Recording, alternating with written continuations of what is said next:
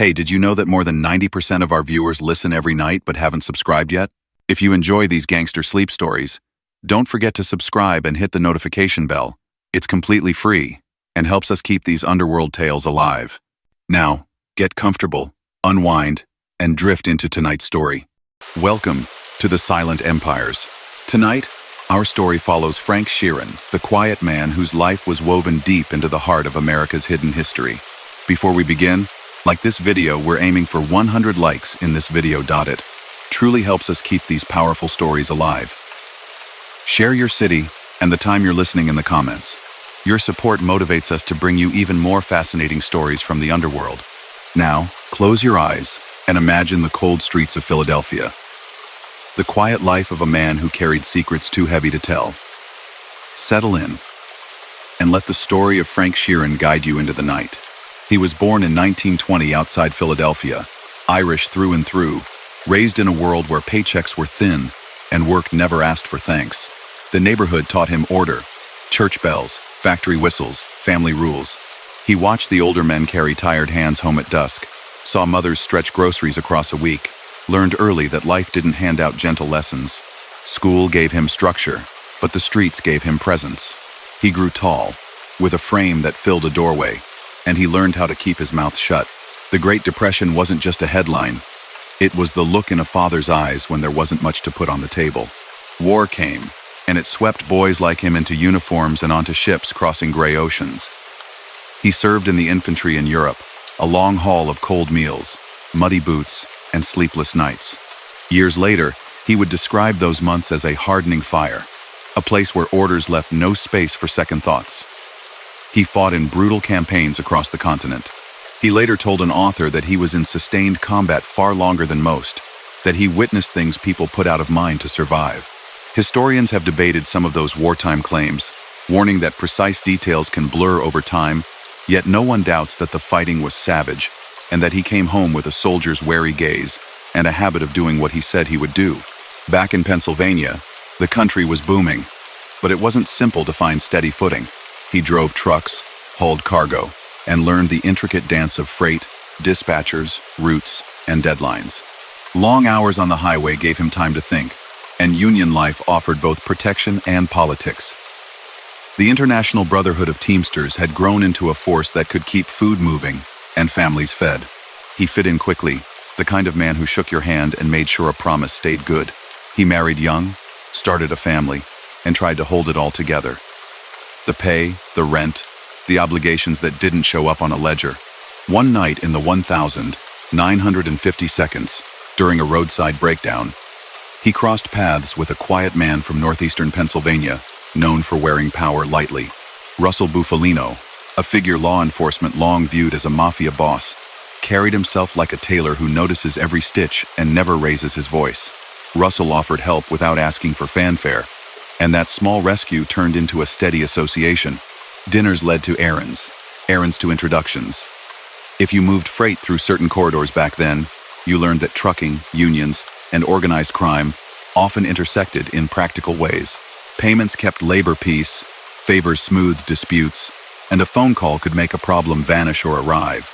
He didn't rush to call himself anything. He simply did what older men he respected asked him to do. Through Bufalino, he met other figures who ran their lives by codes and clocks no one wrote down. He learned the language of favors, the meaning of a nod. He later admitted that this is when he started to do more than drive. He collected debts for powerful people, delivered messages that didn't need envelopes, and, by his own account, sometimes used force to remind folks that agreements mattered. He didn't boast. He said that after the war, he felt numb to confrontation.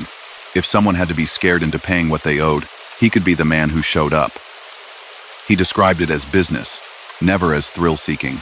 Even in those admissions, which he made late in life, the specifics are hard to certify through public records, because jobs like that were designed to leave no trail.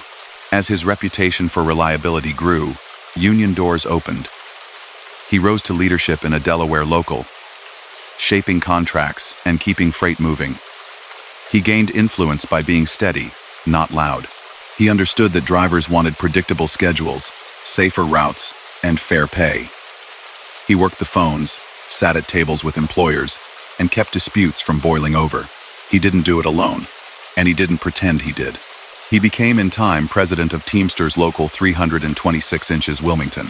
That role gave him a formal title, but informally it also gave him access to meetings in back rooms, to conversations where decisions were made before official votes were taken, to people who wore clean suits and controlled dirty jobs. He forged a friendship with a man whose name would define an era of labor strength. James R. Hoffa. Hoffa was charisma and calculation in one package. A leader who knew every local steward and could remember faces for decades. Hoffa liked men he could trust, men who would take a long drive at odd hours without asking too many questions. He also liked loyalty that didn't evaporate when the air got thin. The two connected over work, humor, appetite, and the idea that a union could be as powerful as any company if the body stayed united. Sheeran became an ally, sometimes a bodyguard during tense moments, sometimes a go-between when old friendships needed repair. They shared car rides that lasted hours, talking about grievances, contracts, and the way power could be used to keep families fed. By the late 1950 seconds and early 1960 seconds, the world around them had sharpened. Senate hearings led by John and Robert Kennedy turned bright lights on labor racketeering and organized crime. Microphones caught tempers, cameras caught glances, and the public watched as union leaders were grilled on live television. Hoffa stood in the middle of that storm, unblinking and unbending. Law enforcement saw him as a target. Members saw him as a champion. Sheeran watched the pressure grow, carried messages, and offered support wherever Hoffa wanted him. He enjoyed being close to the action, but wasn't a showman. He stayed in the background, the large man who held a door and looked like he could handle trouble if it walked in. During these years, Sheeran's name occasionally surfaced in police notebooks, usually near complaints about intimidation or pressure related to union matters. He would later acknowledge he crossed lines that courts don't tolerate. He said he participated in extortion related to labor disputes, that he made sure certain strikes broke a company's confidence, and that he enforced agreements using intimidation. The public record eventually caught him. In 1980, he was convicted on federal racketeering charges tied to labor corruption and sentenced to a long stretch. That conviction is documented. It doesn't hang on rumor or a late-life confession. Everything else from this earlier phase, the beatings he said he carried out, the threats he claimed he delivered, remains set in that murky half-light where witnesses are scarce and paperwork doesn't exist by design. One phrase stuck to his legacy more than any other. "I heard you paint houses." In underworld slang, that meant contract killing, with paint as crude shorthand for the aftermath. He would later say that phrase was the first thing Jimmy Hoffa ever told him over the phone, testing whether he was someone who could be trusted with hard tasks. Critics have challenged the origin of that line, arguing over who said what and when.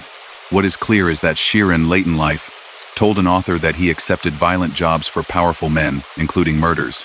Some of those claims have been strongly disputed by researchers and former agents who worked the cases, noting gaps in timelines and evidence. Nonetheless, those confessions shaped the story he wanted to leave behind, and he repeated them with a steady, almost weary tone.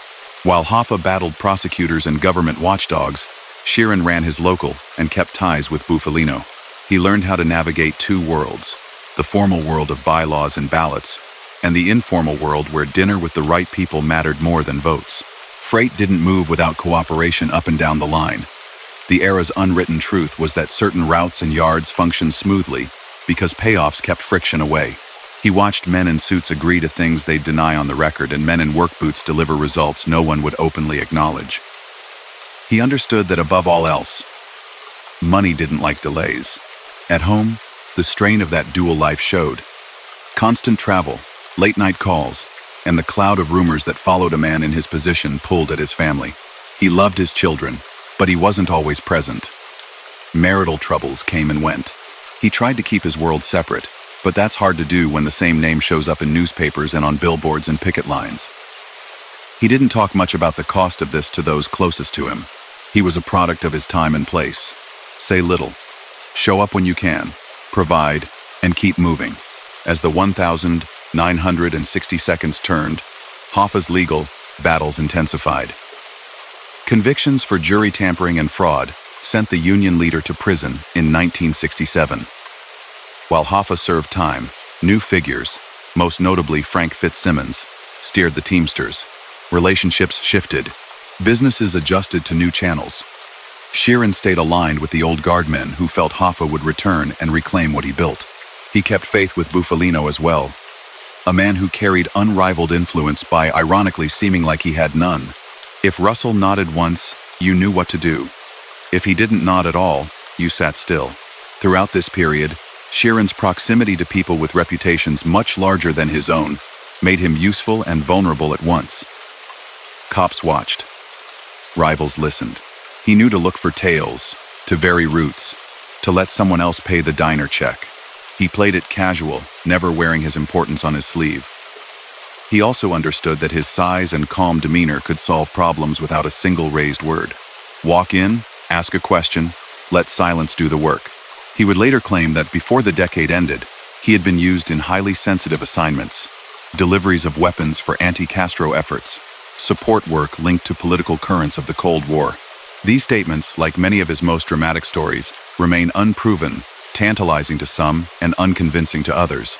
Investigators who spent careers on such matters say documentation doesn't back those particular tales. Still, those claims reveal how he saw his own arc. A working man drawn into private theaters where governments and gangsters occasionally brushed shoulders. When Jimmy Hoffa walked out of prison in 1971, after receiving a commutation that barred him from Union office for a time, a new kind of tension began quiet at first, then sharp. Hoffa wanted the Union back. Other leaders, along with powerful underworld figures, preferred the status quo. Sheeran found himself in the middle, loyal to Hoffa as a friend, respectful of Bufalino as a mentor. That is a dangerous place for anyone, and he knew it. He tried to bridge differences, to smooth meetings, to pass along messages without letting anger stick to them. He put miles on his car between Pennsylvania, Delaware, New Jersey, and Detroit, keeping lines open where they might have closed. He was living along the fault line of American labor and organized crime at a time when that line shook the country. His story had already taken him from foxholes to freight yards to tables where fortunes were decided in casual tones. He had built a reputation that let him enter rooms others never saw. He had also accumulated secrets that, even now, invite debate. What can be confirmed sits there in black and white. A Union presidency, a federal racketeering conviction years later, the names of men he undeniably knew, the rest the violent acts he said he committed, and the notorious disappearance he said he resolved belongs to the contested zone where memory, motive, and evidence don't always line up. But by then, the summer of 1975 was coming, and with it the day that would define him in the public mind for the rest of his life. By the time the summer of 1975 arrived, pressure had settled into the seams of every conversation. Lines were drawn without anyone saying so out loud. Jimmy Hoffa was out of prison and determined to reclaim the Union he had built. Men who had grown comfortable during his absence wanted calm to continue. He had old loyalties, old grudges, and a clock that ticked louder every week. Frank Sheeran was in the middle, respected by Hoffa, trusted by Russell Bufalino, used to balancing obligations that didn't share the same destination. He drove long distances to deliver messages in person, because certain things couldn't be said on a phone. He tried to keep friendships from breaking into open conflict. You can hear how he described those weeks.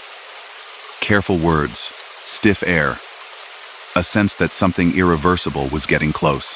Hoffa had been famous for years, but after prison he carried an extra charge, like a storm that might split into two.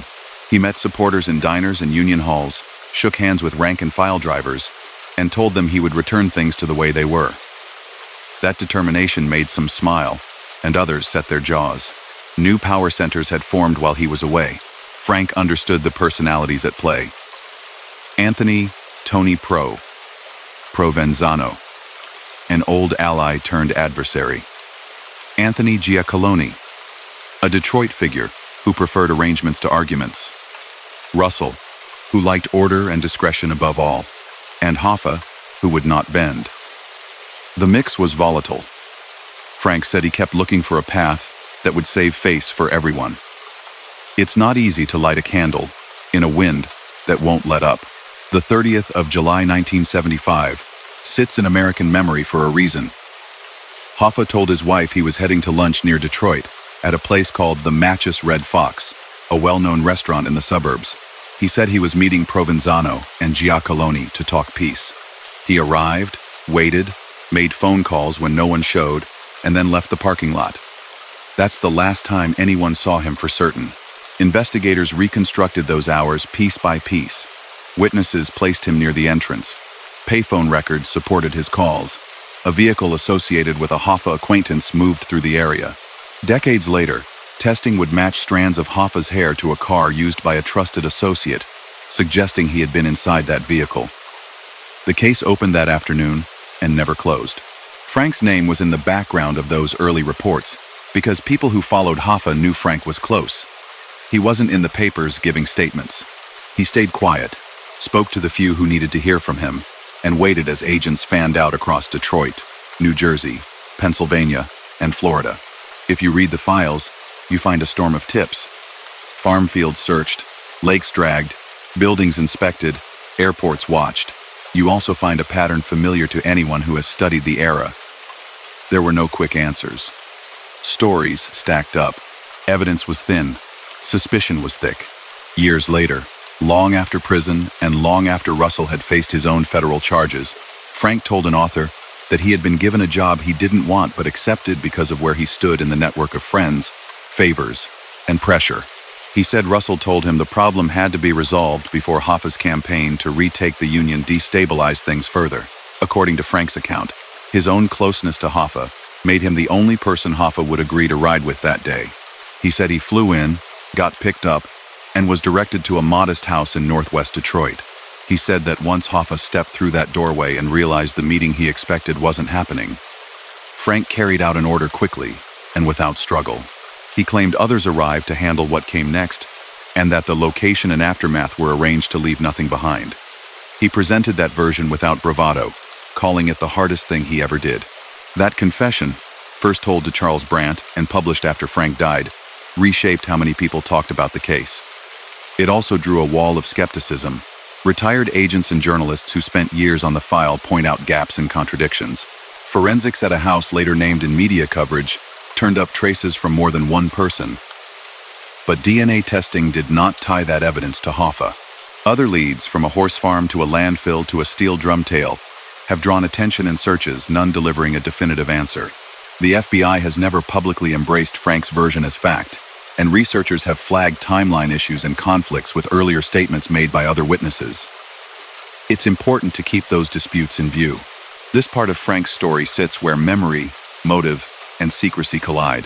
What can be said without argument is that Hoffa vanished that afternoon and has never been found, that federal authorities treated it as a homicide, and that Frank was one of several figures they looked at closely because of relationships and proximity.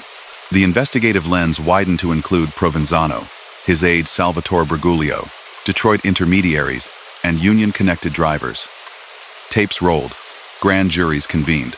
Informants came forward and then disappeared from sight.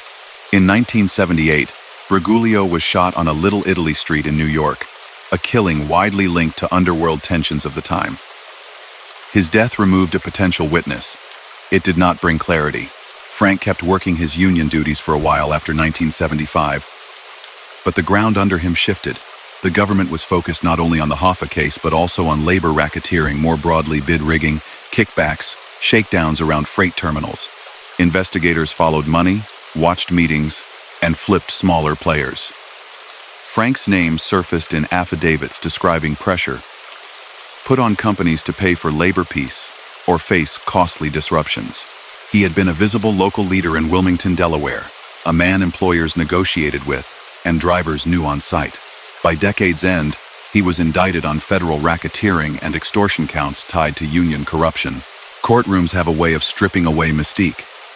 The case against Frank was about using a union position to obtain payoffs and to steer contracts and grievances for personal gain and for the benefit of others. Witnesses talked about cash in envelopes and threats phrased as business advice. The government showed patterns. Employers who paid and saw problems vanish. Employers who refused and found new problems. The defense argued that tough bargaining and union clout can look like coercion when viewed through a narrow lens. The jury sided with the prosecution. Frank was convicted and received a long sentence measured in decades rather than years.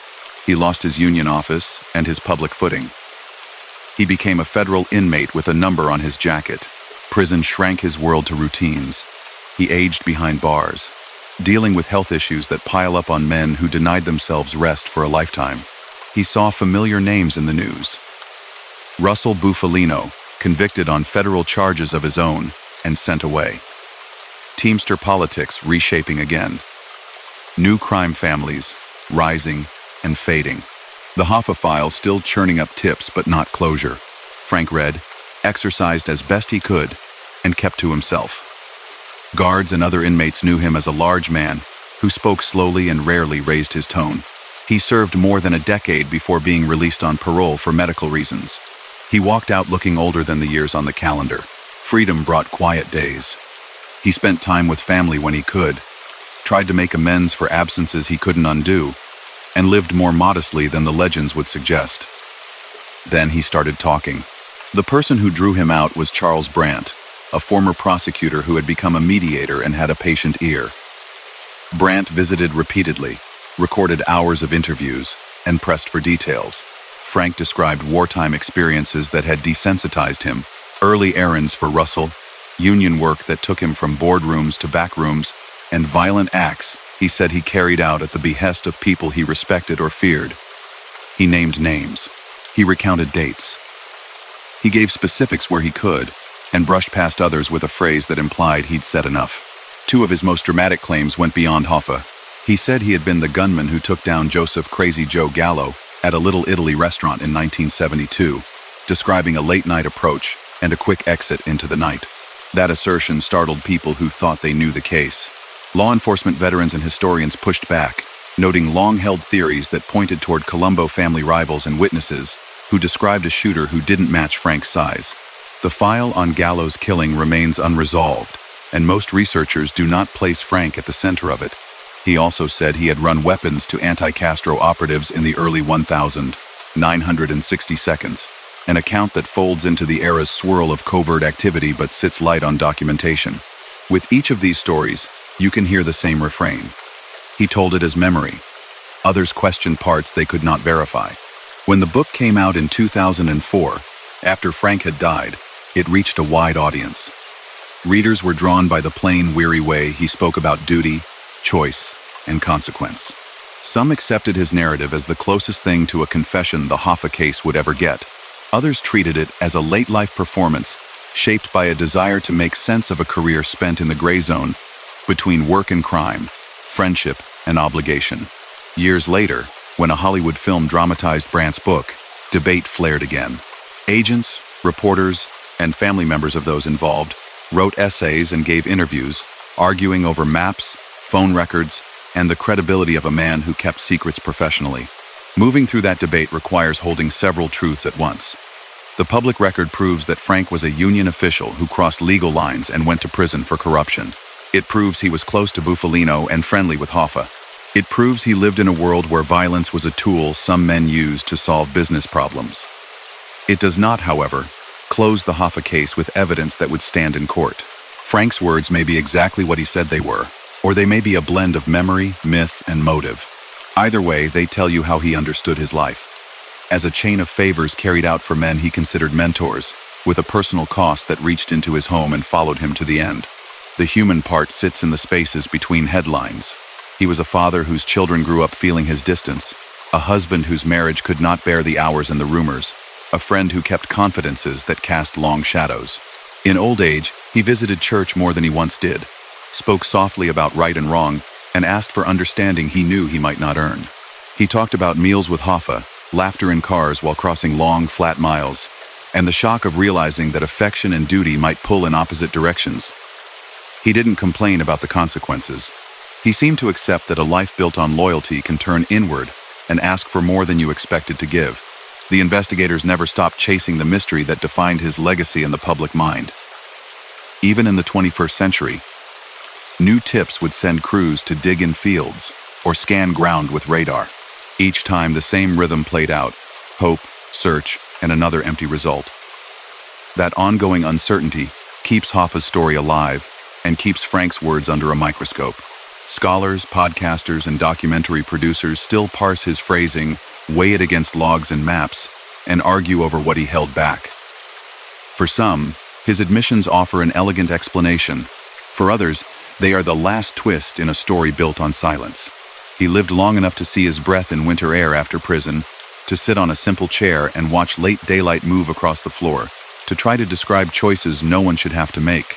He had carried orders in war and orders in peacetime that didn't feel peaceful. He had learned to go where he was told without asking too many questions, then learned that the hardest questions arrive later, when there's no one left to answer them.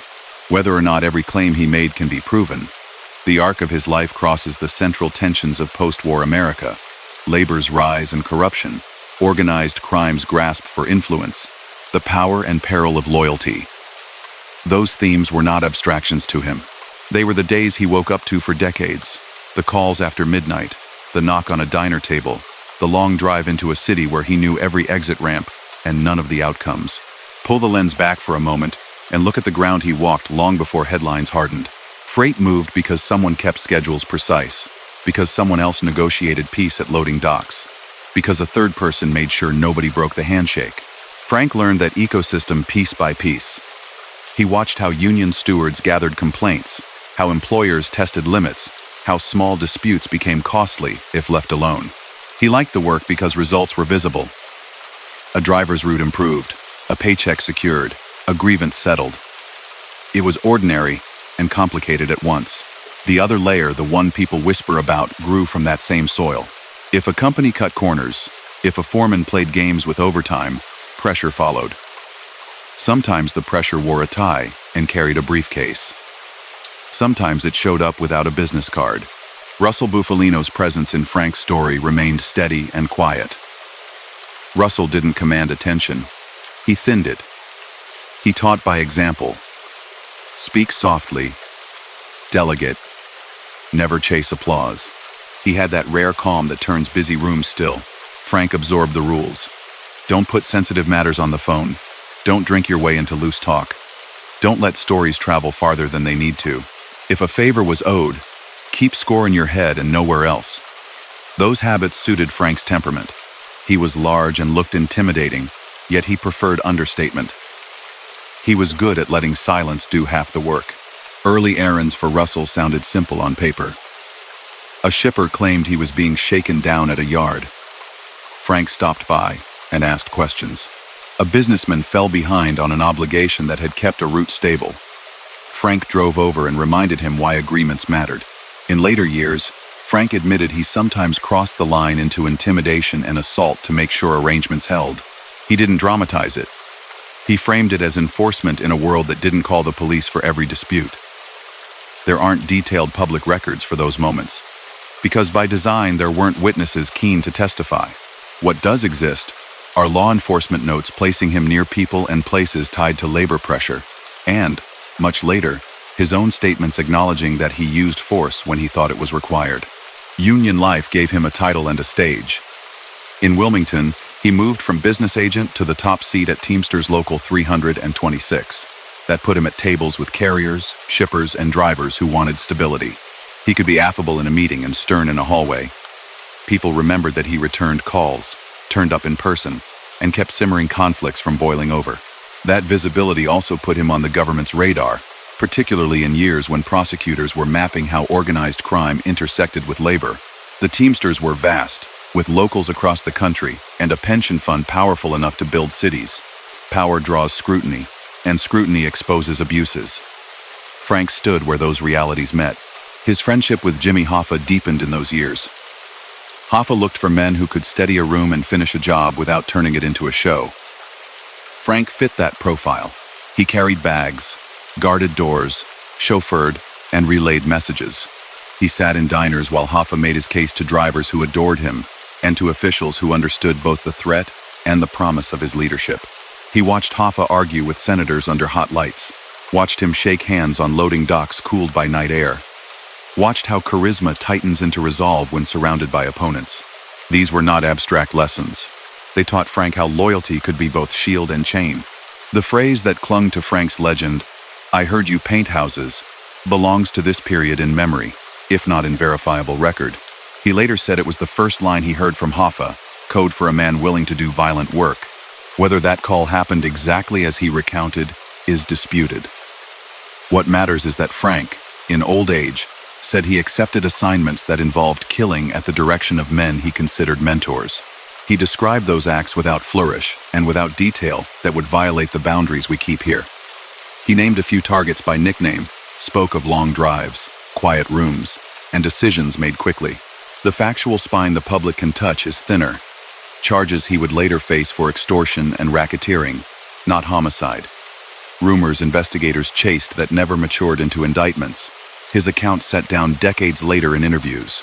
The political weather around them changed fast. Senate hearings led by the Kennedys turned labor corruption into prime-time drama. Federal agents rolled up gambling and loan sharking cases that exposed alliances between bosses in suits and bosses in work shirts.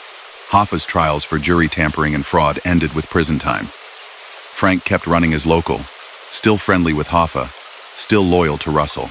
He lived inside contradictions, defending workers in daylight and, according to his own words, handling underworld errands after dark. He sustained the double life, as if it were normal. That took discipline and a willingness to live with compartmentalized truths. He later told Brandt that the early 1,960 seconds brought him into errands beyond union politics. He said he delivered crates that he understood to be weapons to people planning operations against Castro. Those claims cannot be confirmed in declassified records tied to his name, and the understatement with which he told them leaves room for healthy doubt. Still, they reveal how he framed his role. A practical man trusted to move sensitive items from one set of hands to another, no questions asked. That is the same skill set that keeps freight moving and keeps secrets alive. April 1972 added another controversial claim to his late-life confession. He said he was the gunman who killed Joseph Gallo after midnight in Little Italy. Witness descriptions at the time painted a different picture of the shooter's build, and most students of that case continue to attribute the killing to rival factions within the Colombo family. The investigation did not conclude with Frank in any official sense. His story contradicts pieces of the public record and recollections from those close to Gallo. Here again we have the pattern, a man telling a hard story in his final years, and a chorus of experts saying it doesn't align with what they found. The contradiction never resolved. The summer of 1975 brought everything to a point. The disappearance of Hoffa still sits there like a fixed star in his life. Frank's private explanation to Brandt is now well known. A house in northwest Detroit. A betrayal delivered by someone Hoffa trusted. A quick act carried out as an unwanted duty. He insisted that he stepped into that role because he was told the stability of the union depended on it and because Hoffa would only get into a car if he was inside. Skeptics point to conflicts in route maps, to phone logs that complicate the timeline, to DNA testing at a house that didn't support the claim. One strand that did pass forensic muster emerged many years later. Hairs linked to Hoffa were found in a car used by a trusted associate the day he vanished. Evidence that strongly suggested Hoffa rode in that car. That finding narrows the story to a set of corridors and people, but does not confirm Frank's account of the last stop. The government has never filed charges that match his confession. After 1975, attention followed Frank in a different way. Agents watched who he met, where he traveled, what he signed as a union leader. Federal prosecutors widened racketeering cases involving labor shakedowns and diverted benefits. In that climate, Frank's past methods looked less like tough bargaining and more like a pattern. Witnesses testified about payments made to guarantee labor peace, about soft threats expressed in polite phrases, about deals brokered in small rooms. He was indicted and then convicted on racketeering and related counts. The judge's words at sentencing framed the crime plainly. A union office used as leverage for personal gain and for the benefit of associates. Frank began a long term in federal prison, the formal consequence for conduct he once treated as routine. Prison compressed his days into a narrow loop. He dealt with the health problems that come for men who spent years sleeping poorly and eating on the run. Newspapers brought him the outer world in slices. More arrests in northeastern crime families, more Teamster reforms, more searches for Hoffa in fields and garages. Russell faced his own federal reckoning, went away, and grew old behind walls. Frank aged into the same quiet. He stopped standing as tall. He learned how to be invisible in a place where visibility brings trouble. Released for medical reasons after more than a decade, he returned to smaller things: a meal with family, a walk in winter light, short drives to places he used to reach by instinct at 2 a.m. The interviews with Brandt began in this period. He spoke for hours over many sessions, digging through what he called the work of his life. He framed much of it as loyalty. A promise is a promise. A mentor's word is heavy. Friendship becomes duty. He acknowledged crimes that the public record already caught: extortion, racketeering. Then he went farther, putting himself at the center of acts that made his name famous and infamous. He described motives in a way that felt raw, but he did not indulge detail. He said only what he felt he should. He was careful even when confessing. Journalists and former agents did what they always do. They compared each claim to interviews they had already conducted, to surveillance logs, to flight manifests, to old wiretap transcripts. Some parts aligned with previous whispers. Frank's closeness to Bufalino and Hoffa, his presence at key times, his ability to move in trusted circles. Other parts bent under weight. Witnesses who put different men in different cars, timing that didn't quite fit. Statements he made earlier that clashed with late-life revisions. One prominent Hoffa researcher who had tracked the case since the 1970 seconds rejected the confession outright. Another thought Frank's story captured the shape of events, if not every nail and board. They agreed on this. Hoffa did not run away, he was killed. They disagreed on who was in the room and who gave the final nod. Through all of it runs the quieter record of how Frank did business when it wasn't a headline. He leveraged the threat of work stoppages to extract concessions from carriers who didn't want delays. He used his size, his calm voice, and the union's muscle to push through contracts. He took payments off the books in exchange for peace at terminals, according to the case that sent him to prison. He linked employers to consultants who could make friction disappear. Those are the crimes that can be written in courtroom transcripts and docket numbers. The violence he said he committed for underworld figures remains lodged in narrative, not verdicts. He never turned his life into a speech about regret, yet in late conversations he circled back to family more than anything else. He recognized the distance his choices created. One daughter, he said, pulled away entirely after 1975 and never returned. He talked about birthdays missed, school events skipped, the way a child studies a parent with questions they don't ask aloud. He tried in small ways to repair what could be repaired. He understood that apologies don't erase long absences. He seemed to accept that the bill for a lifetime of compartmentalizing arrives at home. Legacy for a man like Frank doesn't sit in a single place. One part is the union hall, where drivers remember a grievance officer who returned calls and got things done. Another part is the Federal Register, where his conviction sits plain as dawn. Another part is the confession that half the people who study the era embrace and half reject. His story belongs to the space where labor's proud gains brush up against the compromises that corrupted them, where friendship turns into assignment sheets, where the past won't lie still. If you set aside the arguments and listen for the through line he offered, you hear something simple and heavy. Say yes to a mentor early enough, and the yes hechos for decades. He was not a philosopher. He thought in routes and time frames and favors owed. But age gave him a kind of rough wisdom. He knew how quickly a life can narrow to the minutes before a decision you can't reverse. He knew that real consequences don't arrive with sirens. They arrive quietly, with the look in a family member's eyes, with a simple question from a child that you cannot answer cleanly. He knew, too, that telling the truth as he understood it would not deliver him absolution or change investigators' conclusions. He talked anyway, and left it to others to test, doubt, or believe. Age gave him patience for small details that once felt like background noise. He would sit and describe how a loading dock really worked, how a steward's notebook carried more power than it looked, how a dispatch office could turn chaos into rhythm.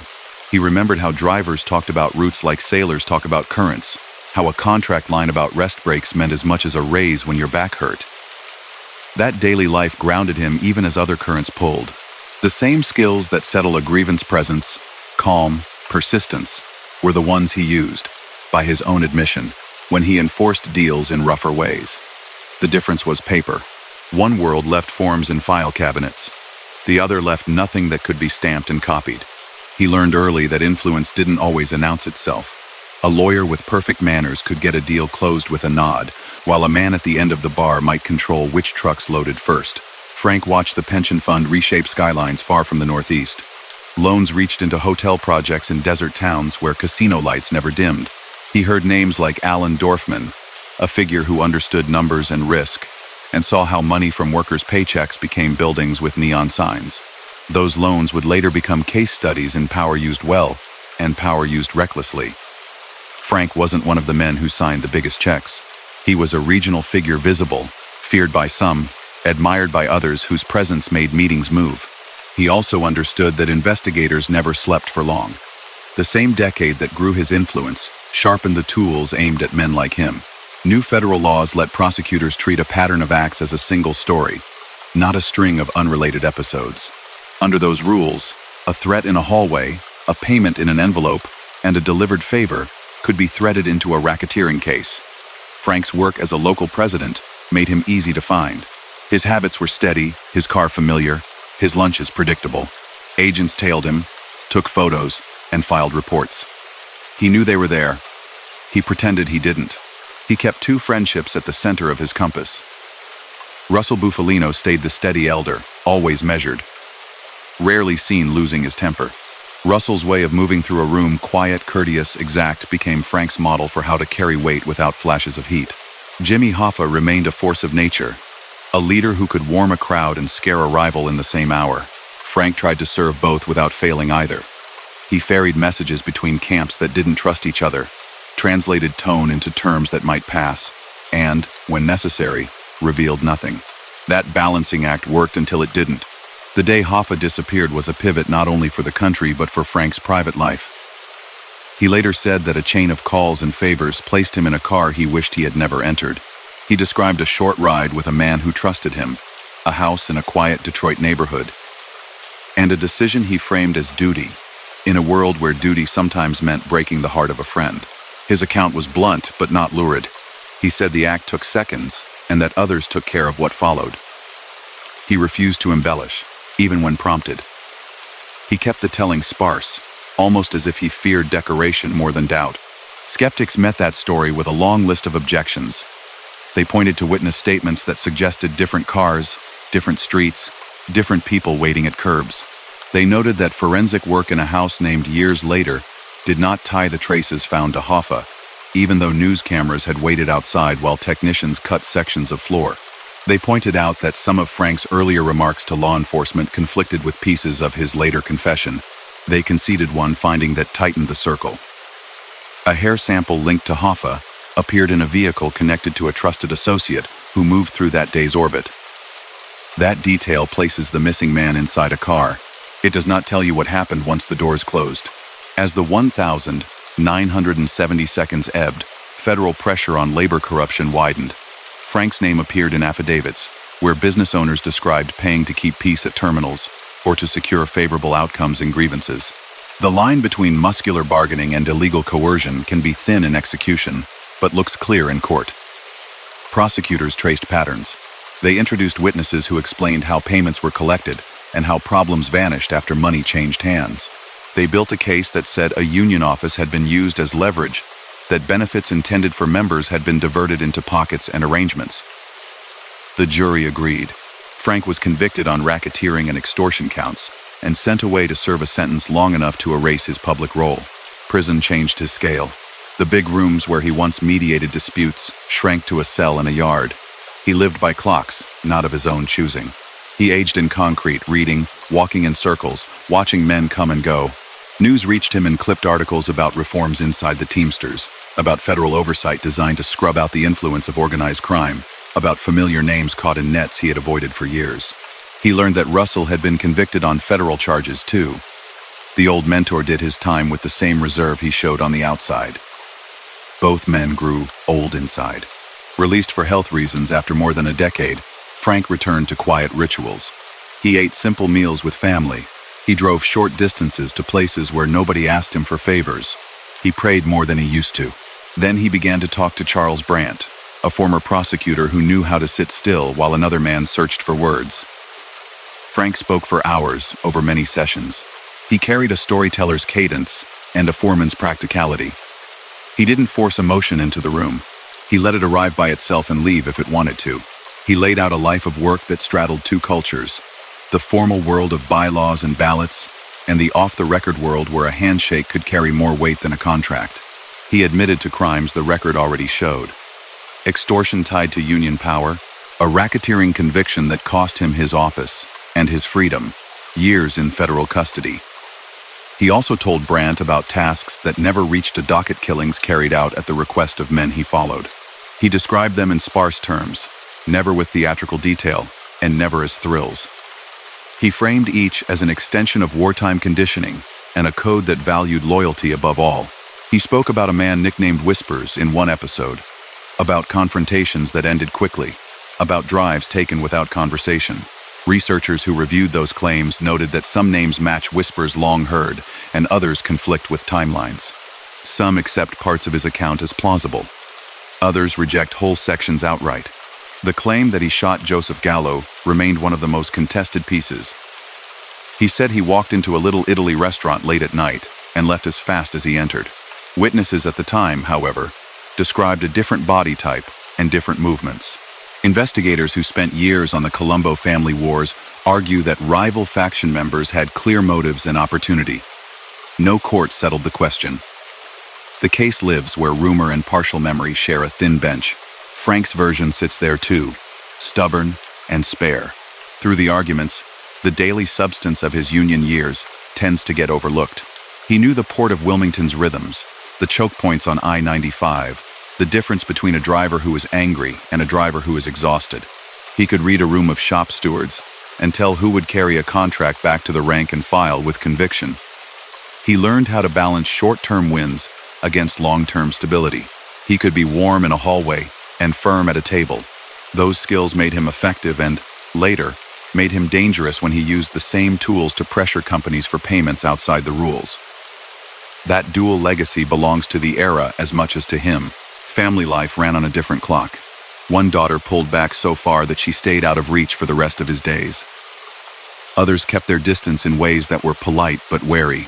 He had missed school plays and dinners, left early and returned late, told fewer stories than he might have, and kept more secrets than any home can hold without strain. In old age, he tried small repairs calls made without an agenda, unannounced visits with nothing to ask. He did not pretend that these gestures erased years. He seemed to accept that some doors stay closed no matter how lightly you knock. The Hoffa investigation never stopped moving, even when it seemed motionless. The name surfaced with every new tip. A field was searched in a suburb, a garage floor broken open, a landfill probed with ground-penetrating tools, a farm examined after a rumor skipped states. Each time hope rose, and each time the earth refused to give up an answer. Frank's confession offered a map that felt too neat to some and just right to others. Agents compared it to surveillance notes and airline manifests, to the rough calendars of men who walked through that week. They did not bring charges based on his admission. They did not declare the mystery closed. It remains a case file with margins full of names, including his. As for Russell, he faded the way he had lived, without spectacle. His federal convictions for extortion and conspiracy sent him away, and he returned older, thinner, still careful with words.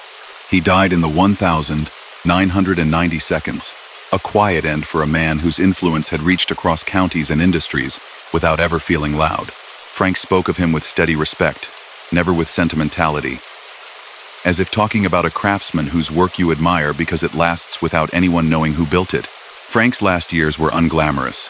He dealt with aches that never left, with doctor's appointments, with the bureaucracy that follows a man on parole. He shared memories when asked, and kept to himself when he wasn't. The book that carried his voice reached far. Some readers heard confession, others heard a man arranging his own legend. Then the story traveled again when a filmmaker turned those pages into a long, cool film that returned Frank, Hoffa, and Russell to the public square. The movie dramatized events, blended fact and memory into scenes that played with time. It brought new eyes to old disputes and prompted veterans of the Hoffa hunt to restate their cases. Frank did not live to see that debate rekindled on such a scale, but he would have recognized the contours, the same names, the same questions, the same silence where proof should be. He never claimed to be a mastermind. He cast himself as a working man who said yes to powerful mentors, and kept saying yes until the path ran out. That self-portrait may be self-serving, or simply honest. It fits the way he carried himself, the way he described difficult acts in a flat tone without performance. He did not ask for forgiveness in public. He did not lecture others on what to learn from his choices. He seemed to understand that his life stood as its own lesson, that anyone paying attention would see both the strength of loyalty and the harm it can do when it replaces judgment. There are, in the end, two ledgers. One holds the tangible entries: a Union presidency in Wilmington, documented racketeering and extortion, a long federal sentence, parole granted for medical reasons, a death in 2003 after years of declining health. The other ledger holds what he said he did and what others believe he did not do. Killings carried out at the behest of men he respected, the most famous disappearance of his era, and a handful of errands tied to Cold War undercurrents. The first ledger is public record. The second is testimony and dispute. Frank knew the difference. He offered both and left the reconciliation to those who came after him. If you listen closely to the way he told it near the end, you hear less about notoriety and more about ordinary things: miles driven at night, coffee poured at diners with fluorescent lights, the way a freight yard sounds at dawn, the smell of diesel on a cold morning. He took pride in work that moved goods and fed families. He took responsibility, in his own way, for work that crossed lines and hurt people. He did not attempt to untangle those threads with philosophy. He laid them down as he saw them and walked away slower than he once did. Even now, his name pulls argument like a magnet. Scholars sift his interviews for hints. Reporters retrace routes on old maps. Retired agents compare notes over breakfast tables. They return to the same truths that refuse to resolve. A union built strength and then bled credibility through corruption. A famous leader vanished in daylight. A large man from Pennsylvania stepped through rooms where those currents met and left a story that can be told cleanly only up to a point. Beyond that point, it becomes a choice. Which voice you trust, which detail you weigh, which silence you accept. He is not here to answer follow-up questions. The record he helped build, and the record he became part of, must speak for him. In that record, you find a life lived at the edge of formal power and informal force. A life that reflects the country's own contradictions in the decades after the war. He did harm in ways a court measured and harm in ways only memory can count. He did good in ways a paycheck recorded, and in ways that never made a ledger. He carried all of it. And in the end, he set it down for anyone who wanted to look. Nights on the road taught him to read landscapes, the way a mechanic listens to an engine. A rest stop's rhythm told him whether trouble might arrive. A dispatcher's voice on a bad line revealed more than the words. And the way a foreman folded his arms signaled how a negotiation would go. He carried those observations from highways into rooms where stakes rose with every handshake. The union gave him purpose, a circle of people who knew how hard it is to keep freight moving through winter storms and summer heat. He liked bringing order to problems others let drag on. He also accepted, by his own later account, jobs that lived outside ordinary channels. Errands, where silence was part of the pay. He trusted few, but when he did it completely. Russell Bufalino kept that trust for decades. Russell moved with the quiet logic of a tailor, measuring every situation twice and cutting once. He taught Frank to minimize attention, pay cash, keep routines dull, change routes without announcing it. Never speak names in a crowded room. If you must discuss sensitive subjects, do it while walking. He reminded Frank that real power isn't loud. It's the ability to end a dispute before anyone knows there was one. Frank followed that pattern. He could calm a driver who hadn't slept, stare down a manager who had just learned what a missed shipment costs, and, when necessary, apply pressure he later admitted crossed legal lines. Frank's home life tried to run on normal timetables, but the phone cut through dinners and the doorbell changed plans. He had children who wanted ordinary attention, and a spouse who had to be both anchor and sail when he was away. He had nights when he walked in late, smelling of diesel and coffee, and mornings when he left early, face unreadable. After 1975, the distance widened. The name Hoffa never stopped echoing wherever he went. Friends outside his close circle looked for signals, hints that might solve a mystery. Family members saw a man who wouldn't explain more than a line or two and then changed the subject. The machinery of law enforcement grew more sophisticated as the decade closed. RICO gave prosecutors a tool that turned recurring behavior into a single story. Investigators mapped out relationships, tracked who met where, and linked cash to favors and favors to outcomes. In Delaware, where Frank led Teamsters Local 326, the government built a case that said union authority had been used to extract payments from companies in exchange for labor, peace, or favorable handling of grievances. Witnesses stepped forward, some reluctantly, and described envelope drops, suggestions delivered in careful tones, and agreements that protected businesses as long as the stream of money didn't dry up. Frank's defense stressed the difference between tough bargaining and criminal coercion. Jurors weighed that line and found a pattern that looked like racketeering. He was convicted and sent away for a long stretch. Prison slowed everything to a metronome. He learned the schedule of counts, the best time to walk the yard, the quietest corner of the library. He read when his eyes would let him, counted laps, and tried not to dwell on days he could not change. He received news that Russell had been convicted in federal court on extortion and conspiracy, and was serving time as well. The outside world kept adjusting without them. The Teamsters came under tighter scrutiny, and reforms that had been talked about for years began to take hold. Consent decrees, new oversight boards, and internal investigations reshaped the union's leadership culture. Frank watched those headlines arrive months late in worn newspapers. He had time to think about the layers of his life: soldier, trucker, union officer, enforcer by his own account, defendant, inmate, old man. He talked little, but the few who knew him inside said he carried himself with a steadiness that didn't invite trouble. He did not play politics on the tier. He did not tell stories to pass the time. He kept his circle small and his voice low. Years stacked up. Health problems crept in. Eventually, doctor's notes softened the calendar, and the parole gate opened for medical reasons. He walked out older, slower, and more willing to sit with a cup of coffee for an afternoon without checking a watch. Back home, he returned to modest routines. He visited with family when they let him. He drove short routes to places that held clean memories. He attended church more often. He kept appointments with doctors who spoke in careful terms about medication and rest. Then a new ritual formed. A former prosecutor named Charles Brandt began to visit. Brandt had a patient manner and a habit of asking questions that made space for long answers. The sessions stretched over months, then years. Frank told him about the war in general terms, about the numbness that followed, about how that numbness made certain tasks feel like extensions of orders rather than choices.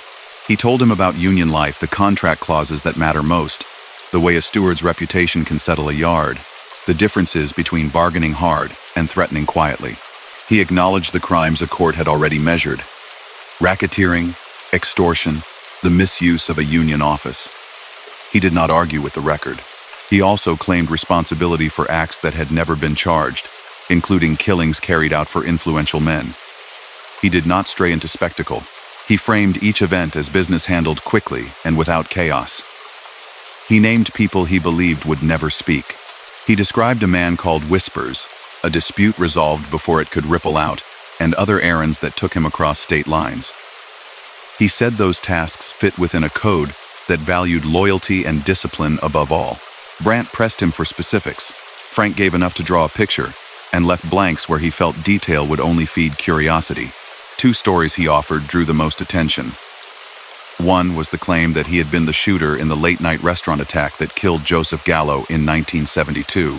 The other was his role in what he said happened to Jimmy Hoffa in 1975. On the first, seasoned reporters and former detectives largely rejected his account, pointing to witness descriptions, rivalries inside the Colombo family, and logistical conflicts.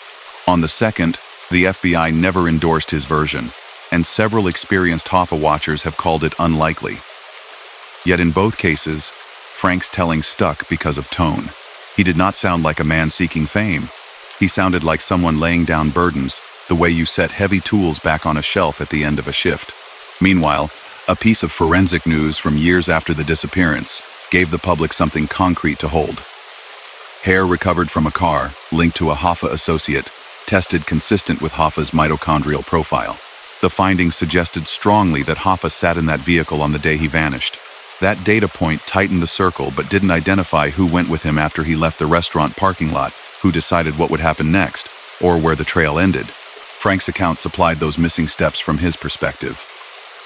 Investigators compared his timeline against travel records, phone logs, and surveillance notes, and found edges that didn't line up cleanly. The disagreement persists. Frank's work life also included the pension fund gravity that shaped his era.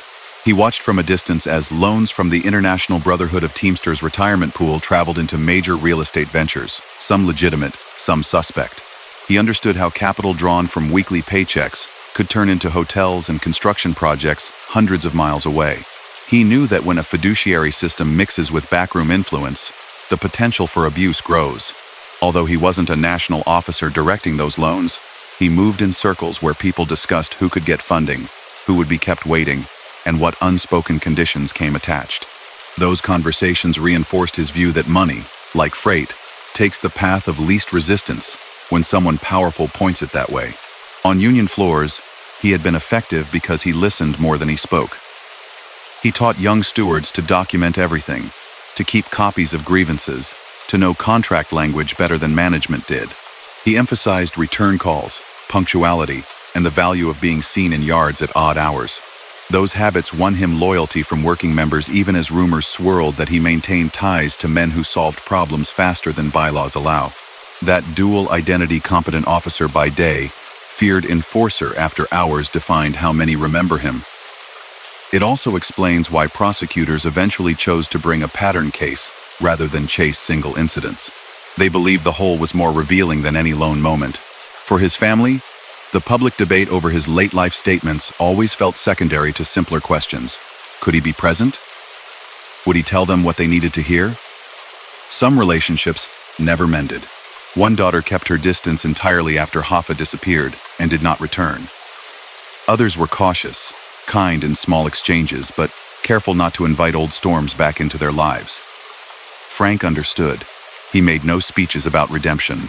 He tried consistency, instead showing up on time, offering rides, bringing groceries, asking about work and school, and keeping conversations grounded in ordinary things. The book that carried his voice appeared after he died in 2003. It found readers quickly. Many were drawn by the crisp, unadorned way he described complex subjects. The title came from the line he said he heard at the start of his association with Hoffa, a line that became shorthand for the whole underworld. Critics published counter-arguments. Retired agents wrote pieces explaining where they believed him and where they did not. Historians broke down timelines, mapped routes, and compiled contradictions. The public learned to hold two ideas at once. He was a convicted racketeer who served a long sentence, and he was a storyteller whose most provocative claims remain contested. Years later, a celebrated director adapted the book into a long film that returned Frank, Hoffa, and Bufalino to the center of popular conversation. The movie staged events through a lens that blends memory and dramatization. It portrayed the quiet codes of senior figures, the tight bonds of men who drove together through the night, and the cost of choices that separate a person from the people who love him. After the premiere, the same debates resurfaced. Was the version on screen plausible? Did it give too much weight to a confession many experts doubt? Those questions didn't resolve. They rarely do when a mystery has lived for decades.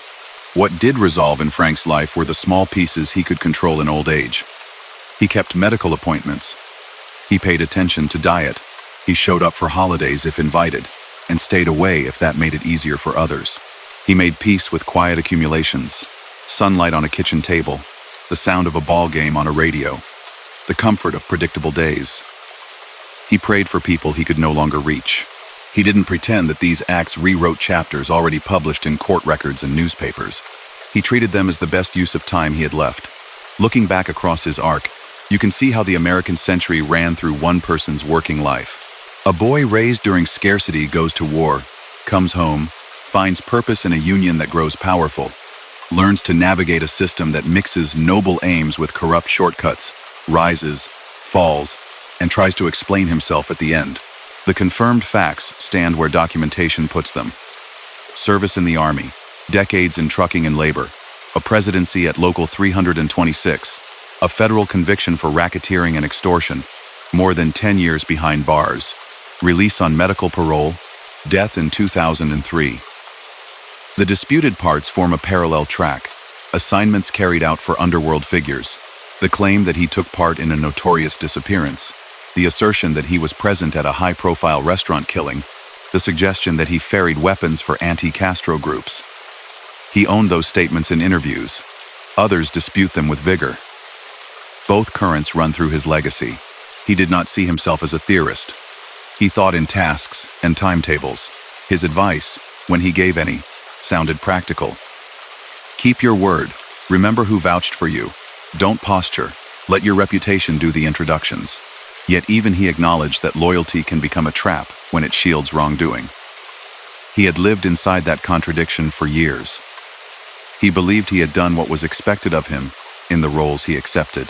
He also knew some choices could not be defended to people outside that world, especially family. In the end, he left a record that invites careful reading and careful skepticism. He accepted responsibility for crimes a jury weighed. He offered accounts of other acts that lack corroboration strong enough to close cases.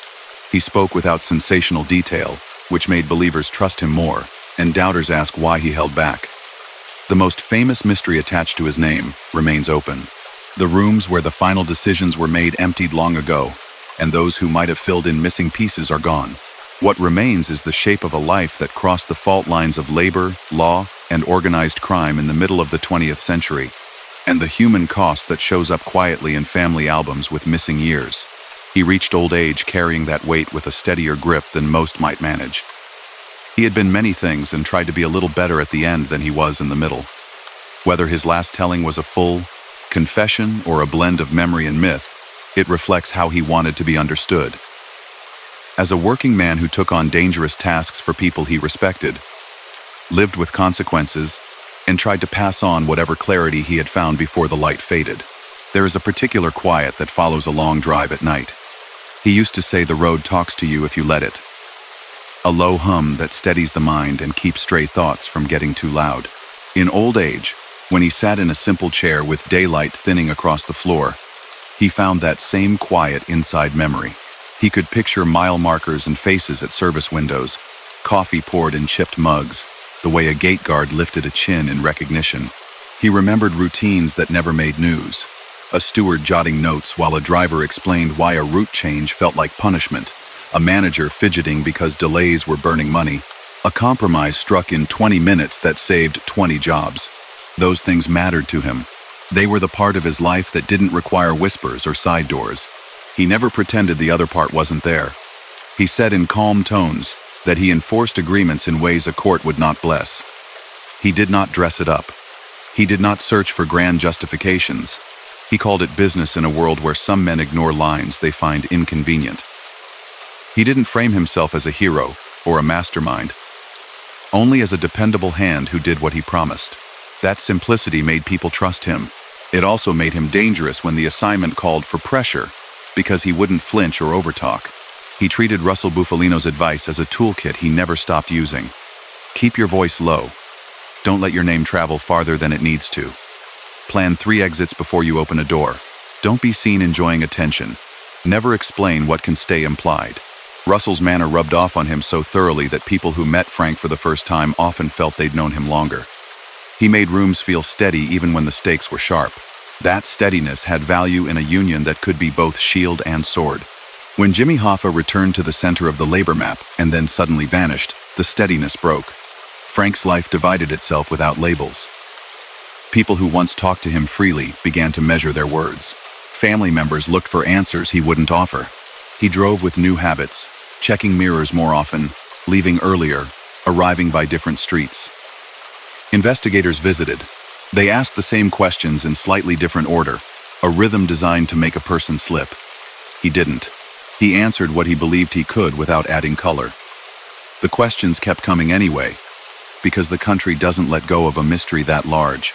The federal case that ultimately took him down did not rest on the disappearance. It grew from years of habits that prosecutors said added up to a scheme. Use a union office as leverage. Collect money from companies that needed peace. threaten politely if necessary, and make sure the river of cash didn't run dry. The law had changed by then. Patterns counted. A handful of envelope exchanges and a string of business reminders could be woven together under racketeering statutes into a coherent narrative a jury could follow.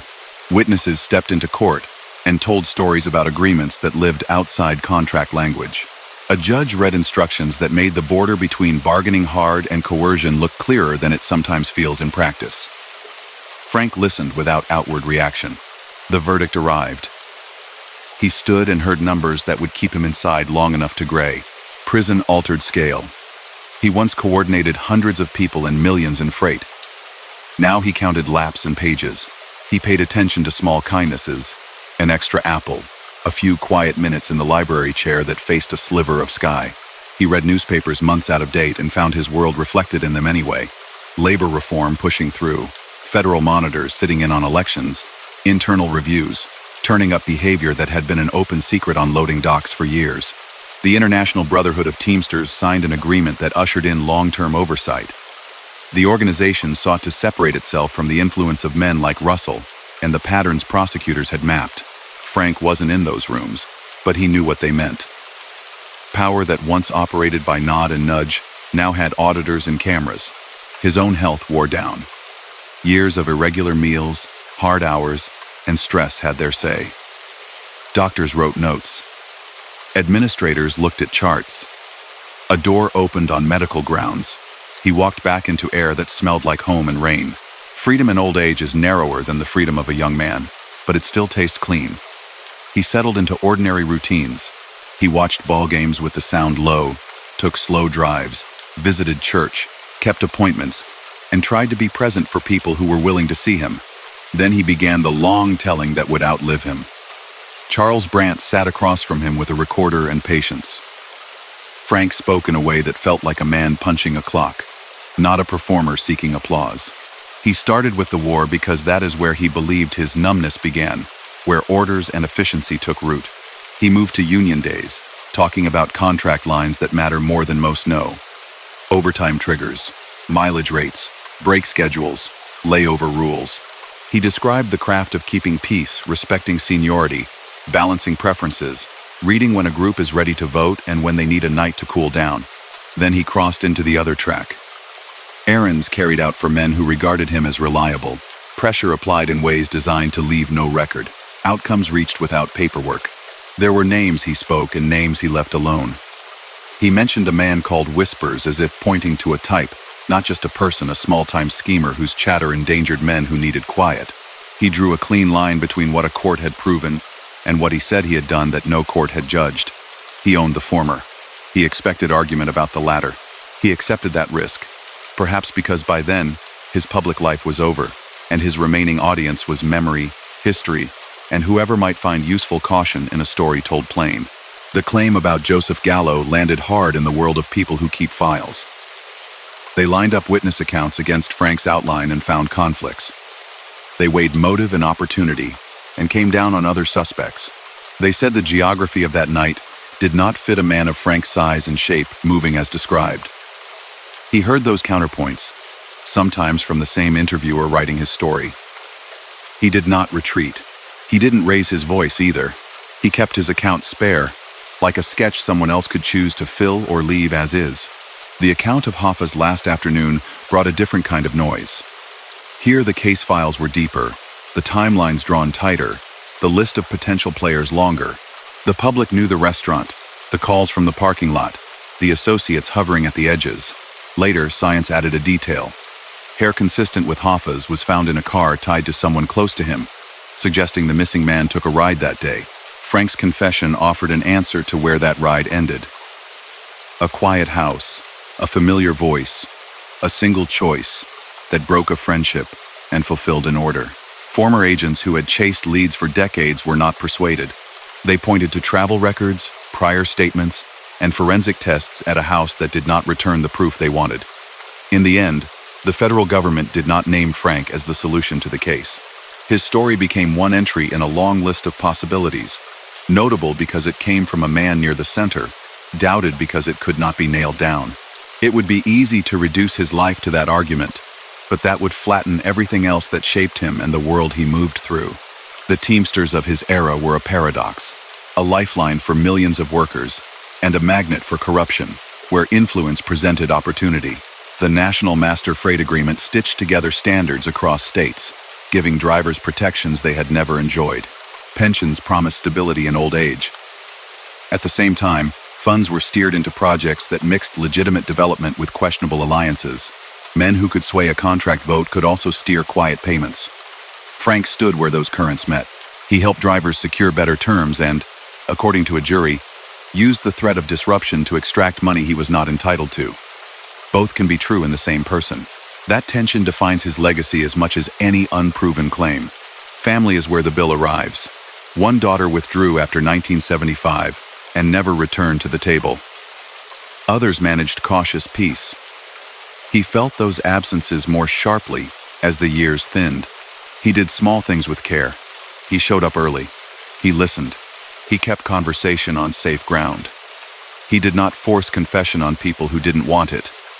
He respected boundaries that once would have annoyed him. He learned that a quiet morning in a kitchen can be worth more than 1,000 miles of road where you keep the world's secrets in your head. In private, he admitted that certain lessons came late. He had mistaken loyalty to men for loyalty to principles. He had confused competence with wisdom. He had relied on a code that valued silence and delivery over reflection and admissions. He did not frame these thoughts as speeches. They surfaced in passing, like a trucker noticing a sound in the engine that wasn't there last week. He never asked the world for forgiveness. He asked to be understood accurately, which is a different kind of request and often harder to grant. The book that captured his voice carried a title that turned into a cultural calling card. The phrase traveled far, detached from context, used in jokes and headlines. Behind it was a tired man describing a life that had run on assignments and the trust of older men. Readers argued. Specialists in the cases pushed back. Some said he offered closure. Others said he clouded the water. The conversation was renewed when a film gave his words images and movements. The director crafted a tone that matched Frank's cool, patient, unhurried, letting the audience feel the cost without showing the worst of it. Families of those involved offered their own memories and doubts. Investigators who had grown old themselves put their files on the table one more time and explained why they believed or disbelieved. Meanwhile, the union he once served kept moving. Oversight curbed abuses.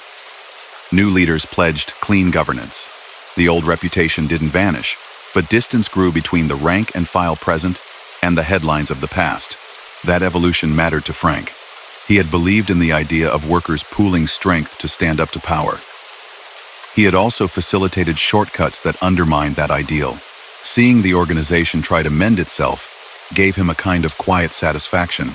He knew better than most that trust is rebuilt slowly.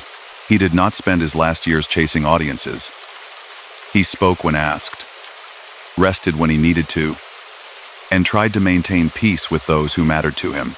He died in 2003, leaving behind a paper trail that courts recognize and a spoken record that people will weigh for as long as the Hoffa file remains open. His funeral was not a spectacle. It was family and a few old friends, prayers said, memories exchanged. People remembered him as a large man who could be gentle in a hallway and immovable at a bargaining table, a man who kept his word whether or not you liked the result. If you listen to the full arc without rushing, you hear the sound of American post-war life as it moved through one person. The discipline of the army shaping a kid from a hard decade, the rise of unions lifting pay and pride, the pull of influence inviting shortcuts, the sweep of federal law catching patterns that used to go unpunished, the long reach of a national mystery attaching itself to anyone near its center, and the slow, stubborn work of a person trying to put his own record in order before the clock runs out. Whether you take every claim or treat some as flawed memory, the shape remains. A working man walked into rooms where informal power ran hot, did what he believed the job required, paid the price in court and at home, and tried to say plainly what that life felt like when the nights got quiet. He left advice in small phrases. Show up. Don't talk more than necessary. Keep promises. Know the contract better than the other side. Remember that fear solves today and creates tomorrow's problem. He did not always live up to that last line, and he knew it. That knowledge sat with him in the still hours, no longer numbed by miles of road. In those moments, he wasn't the union man, or the enforcer, or the inmate. He was an old soldier counting the decisions he couldn't take back and the few he still could. He used to mark time by rigs he could hear before he saw them. A certain whine meant a long haul. A deep growl meant a short run with too much weight. That kind of listening never left him, even when the world around freight changed faster than most could track. Containers took over ports, deregulation blew through the industry, small outfits sprang up and vanished, and the old bargains that once held steady started to fray. He watched from his corner in Delaware as new carriers undercut rates and old contracts felt brittle. The National Master Freight Agreement that had once stitched a continent together met a marketplace that didn't respect stitches. He understood what that meant for drivers. More uncertainty, fewer protections, and a pressure that didn't always show up on paper. He also understood what it meant for men like him who had leveraged union strength in ways a court later called criminal. The space for off-the-books deals shrank as oversight grew. He had built his influence the old way: shoe leather, steady presence, and the kind of follow-through that made his phone ring when a plant manager started playing games. He returned calls, walked yards, and turned arguments into workable schedules. He also did, by his own account, enforcement that relied on fear. He admitted to extortion through the office he held, to using the threat of disruption to pull money from companies that wanted calm, to arranging quiet fixes that kept terminals running while undermining the rules, meant to keep the playing field fair. Those were the acts that landed in indictments. The courtroom didn't need legends. It had invoices, witnesses, and patterns laid out by prosecutors who linked envelope drops to sudden peace at troubled docks. He heard the verdict, took the sentence, and went inside. A man who once navigated the EO95 corridor by instinct learned different routes. To the yard, to the mess hall, to a library where old newspapers carried names he knew. He adjusted to a smaller life. He kept a routine, kept his voice down, kept his circle limited. He absorbed news in pieces oversight boards, assuming authority inside the Teamsters, internal elections monitored, disciplinary panels removing officers who had become too comfortable mixing union power with private benefit.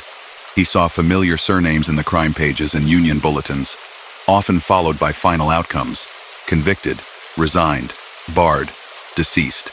His own mentor, Russell, faced prison, served time, and returned to the world older and quieter before passing away in the 1,990 seconds. The generation that had taught him the code of not writing things down was aging out under the weight of federal attention. He thought often about what loyalty had cost and what it had bought. He could list the people he had never let down, and the ones who felt abandoned. He could recite contract clauses that lifted paychecks, and remember threats he delivered in careful tones. He knew that a life can be summed two ways: what you achieved and what you damaged to achieve it. He never put it that neatly in words, but the thought lived under the surface when he sat with a coffee and watched light move across a table.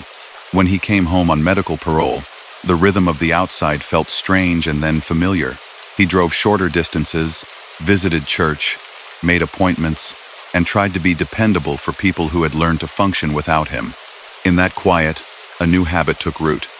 A former prosecutor named Charles Brandt began to visit and ask him to map his life. Frank obliged in a matter-of-fact cadence that made even dramatic claims sound like items on a checklist.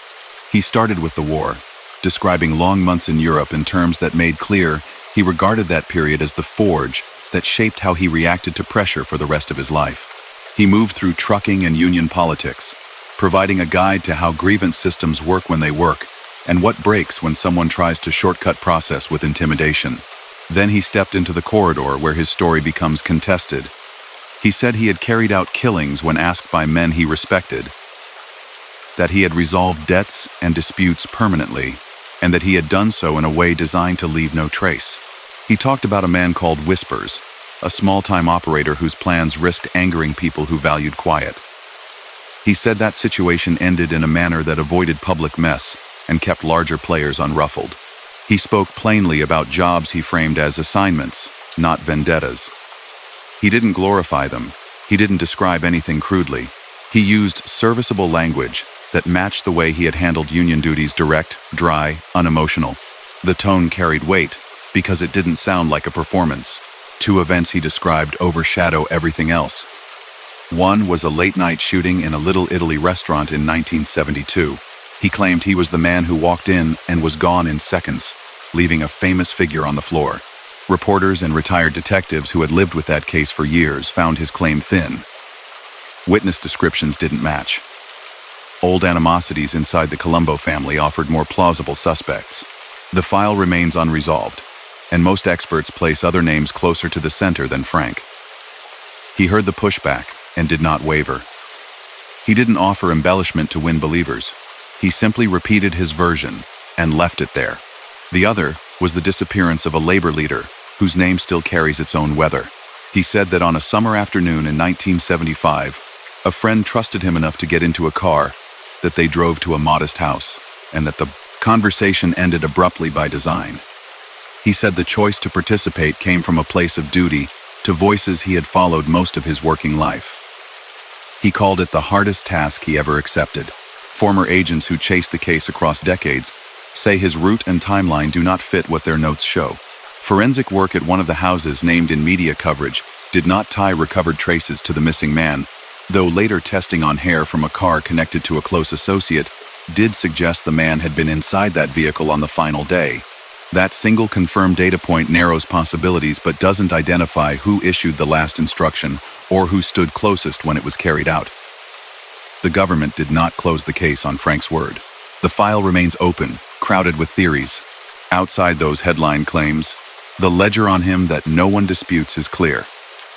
He held office at Teamsters Local 326 inches Wilmington. He used that position to pressure employers for money in exchange for peace and favorable treatment, according to a federal jury. He was convicted of racketeering and extortion. He served more than a decade. He was released on medical parole. Those are certified entries. The rest lives where testimony, memory, and the absence of paper leave room for argument. He understood that landscape. He had spent decades moving in a world that avoided documents. He also knew what memory does at the end of a hard life. It compresses, it rounds off some corners and sharpens others. He tried to be precise where he could and avoided spectacle when talking about violence. He did not want to encourage imitation. He did not use shock to hold attention. He presented events as work done right or wrong, and left the courtroom judgment to the one court that had already spoken on the part of his life it could see. The culture around him changed in ways that made his story feel like a time capsule. The trucking world he came up in, with tight routes and heavy union coverage, gave way to a fragmented ecosystem where independent operators competed on slimmer margins and union power no longer reached every dock. The Teamsters underwent reform and oversight, working to separate the organization from the influence of crime families that had once leveraged proximity to decision-makers. Pension funds moved under stricter rules. National contracts faced new legal and economic pressures. Younger members came up with different expectations, and many knew his name only through films, podcasts, and older relatives' tales. He did not complain about those shifts. He recognized that some of them corrected things he had helped break. He liked the idea of a union strong on transparency. He liked the idea of members trusting that success came from honest bargaining, not quiet payments. He told Brandt that a steward with a clean reputation is more valuable than an enforcer with a fearsome one, and then admitted he had not always lived that way. He offered that line without sentimentality. He simply stated it, and let the silence after say the rest. The reaction to his recorded history was instant and polarized. Readers who longed for closure in the most famous missing person case of the century found a map that made sense to them. They heard a weary voice confess, and felt the fit was too good to ignore. Investigators who had lived the case for years responded with lists of contradictions, flight records that disagreed, surveillance notes that put key figures miles from where Frank placed them. Journalists revisited old interviews. Scholars refreshed timelines. Podcasters built seasons around the question of whether a late-life confession can be both sincere and wrong. A Supreme Court scholar who wrote about a man close to Hoffa offered a competing view of that day and defended his subject's innocence in the part that mattered to the public. The debate generated more material than most cases ever will. It did not produce an answer everyone will accept.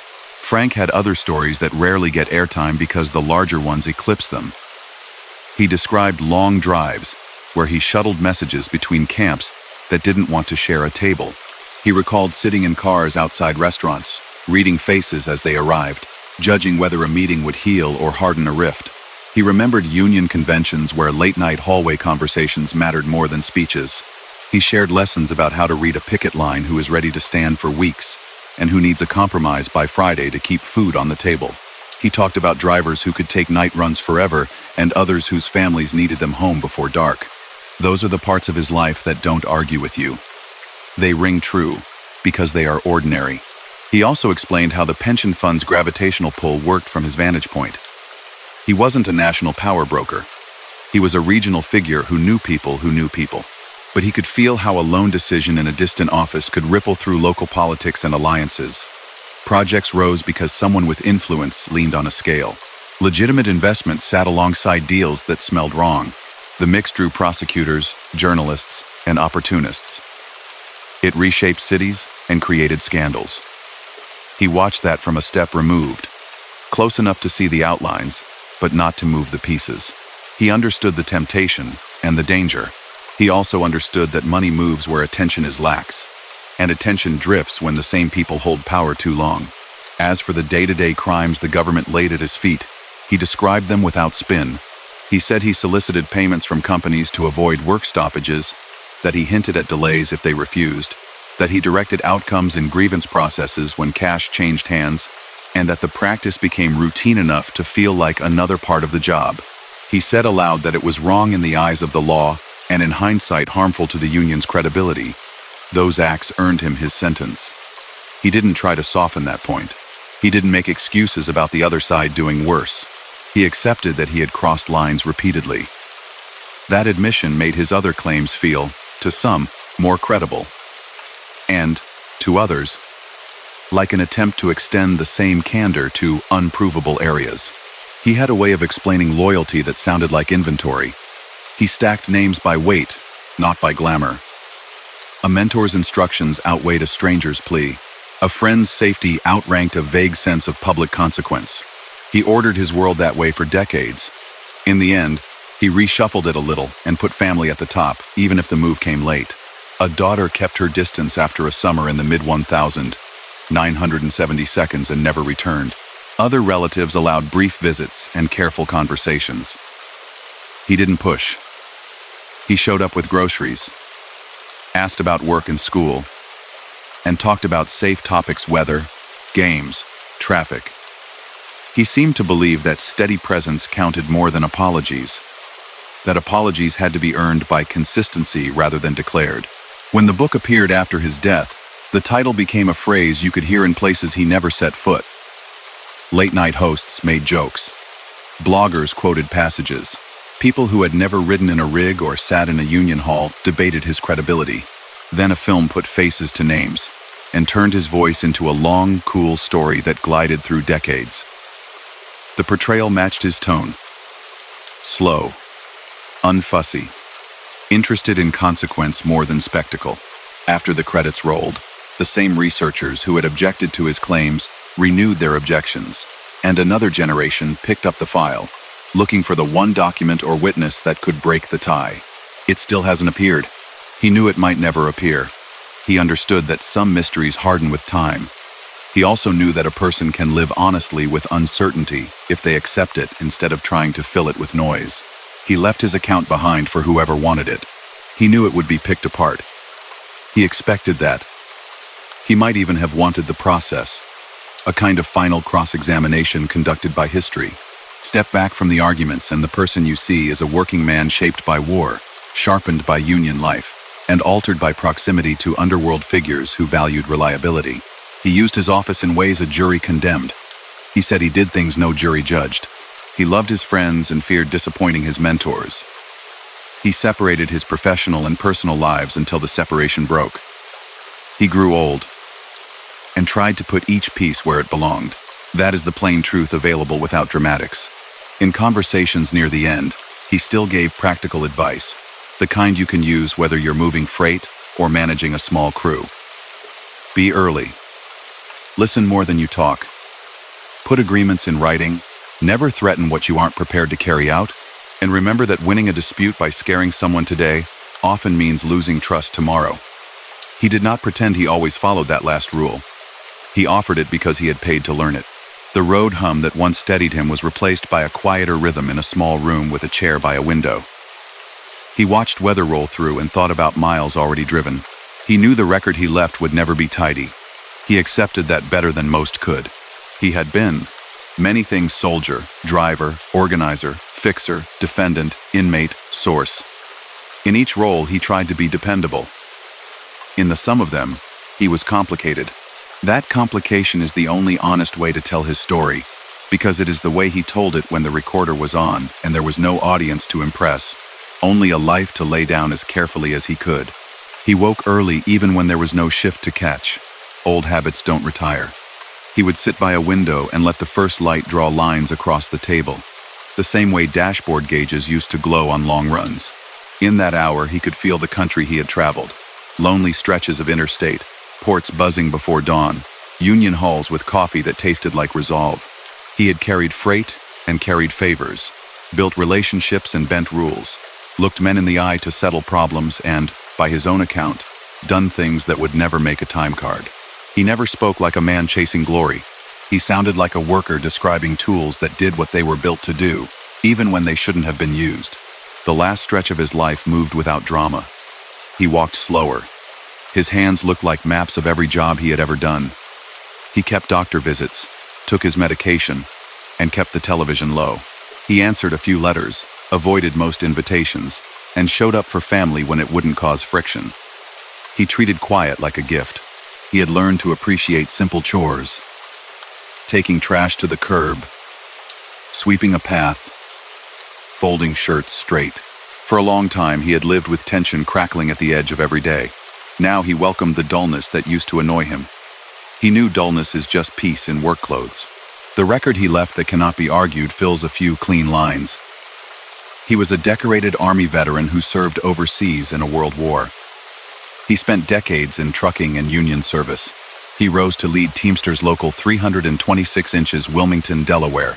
He crossed legal boundaries in the exercise of that office, using leverage over labor peace to obtain payments from businesses, and was convicted in federal court of racketeering and extortion. He received a long sentence, served more than 10 years, and gained parole on medical grounds as an older man. Those entries sit in court files and newspapers. He did not challenge them when he talked near the end. He said they were true. Around those entries is a wider ring of conduct he spoke of later.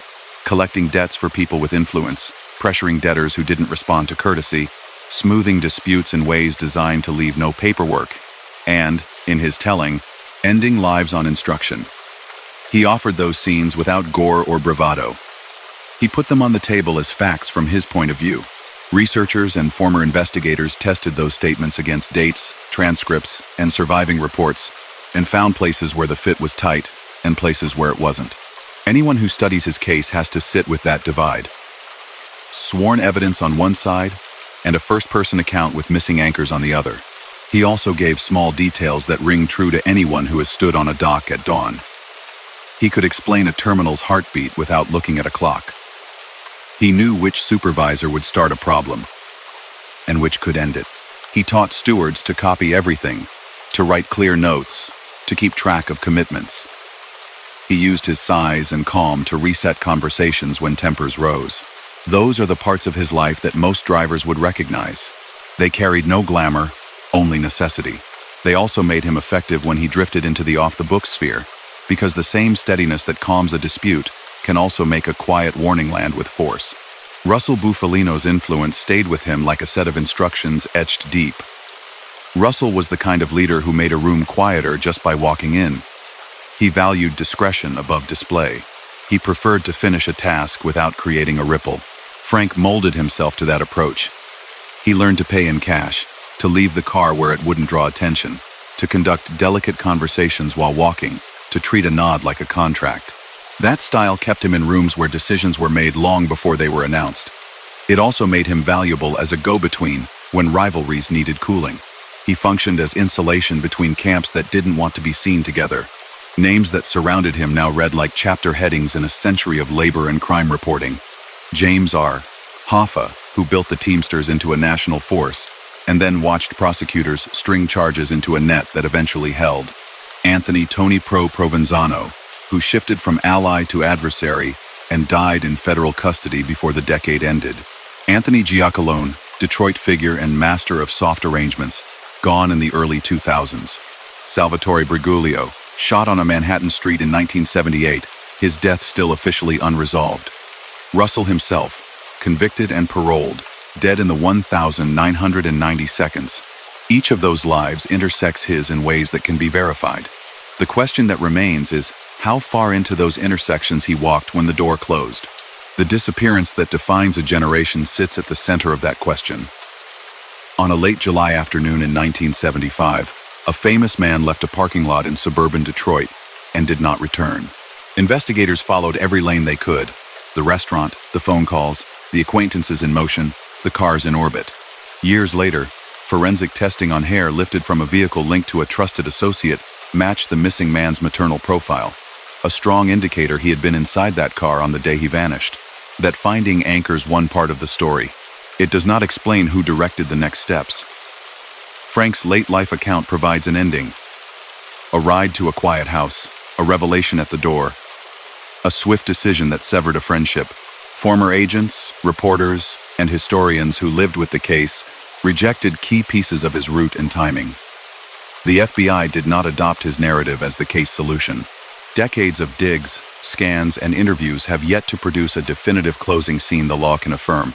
Another story he claimed for himself reaches back to 1972 and a late-night attack at a Little Italy restaurant. He said he was the one who walked in and left in seconds. Critics point to witness descriptions that clash with his build, to motives that better fit internal enemies of the victim, and to logistics that stretch belief. They argue that settling that killing required a different circle of people, already at war with the man who died. The file has never been fully closed, and most who study the period place others closer to the center than Frank. He did not shout when confronted with those arguments. He restated his role and kept his tone even. He also described errands that skimmed the edge of Cold War folklore. Moving weapons for anti-Castro exiles in the early 1960 seconds. An act he said matched the pattern of his usefulness, transport, secrecy, reliability. That claim, like several others he made outside the Union context, lacks documentation that would satisfy historians. It fits the murky overlap where intelligence work, private influence, and criminal networks sometimes brushed shoulders. It also fits his self-portrait. A driver trusted to move sensitive cargo because he asked no questions and hit his marks. The crimes that sent him to prison were not dramatic. They were repetitive. He solicited money in exchange for peace and favorable outcomes. He used a public role for private gain. He turned union machinery into leverage. Witnesses described cash delivered in quiet corners and relief that followed for those who paid. The case did not need informants from an underworld to make it. It needed company managers, stewards, and patterns. The jury read those patterns as racketeering. He served the time. He came home older, softer around the eyes, carrying injuries that had accumulated silently. What followed was the long conversation that became his lasting voice. Charles Brandt listened and asked questions. Frank spoke in practical terms rather than melodrama. He started at the beginning, made his way through milestones, and then lingered on places where obligation had trumped hesitation. He did not demand belief. He asked to be heard the way a worker explains what the job felt like. He accepted that parts of his account would be tested and found wanting. He insisted only that he give his version before time erased the chance. The world received that version in a book published after he died. The title came from a phrase he said Hoffa used the first time they talked, an expression from the underworld that turned into a cultural signal overnight. Readers split into camps, some grateful for resolution, others convinced that memory had led him to claim deeds he did not commit. Veteran reporters and retired agents laid out rebuttals. They brought out flight records, surveillance logs, street maps, and witness statements to show where they believed his narrative bent the truth. The debate stayed measured because he had told it without grandstanding. He had left the argument to others. Then a film, long and patient, placed his voice back into the general conversation. It presented him as a quiet man who followed orders up the chain of loyalty, who felt affection for a friend he later said he betrayed. who aged into solitude where the loudest sound is a clock. The movie revived interest in every detail. Which car turned where, who made which call, whether a house in Detroit held echoes the floorboards, could still give up. It brought a new cohort of viewers into an old argument without settling anything. It did what art often does with history. Reminded people of the human cost. Without pretending to be a court, he kept his own score in a different ledger. He thought of the men whose grievances he resolved and the ones he pressured. He thought of his children and the years he couldn't explain. One daughter, devastated by the news in 1975 and what followed, withdrew entirely and did not return. That loss left a space he could not fill. He honored the distance rather than push. With others, he adopted a slow approach. Punctual visits, small gifts, conversation that stayed on safe ground. He did not insist on rehashing the past or extracting forgiveness. He chose constancy as a way to show remorse without speeches. The union he had served moved on. Oversight agencies set standards and watched elections. Successive leadership teams steered the organization toward transparency while still negotiating hard for wages and benefits. The movement that had helped build middle-class stability for drivers continued to adapt to deregulation and new logistics technologies. The old stories lingered in documentaries, not in grievance meetings. That shift mattered to him. He had believed in solidarity before he bent it to personal use.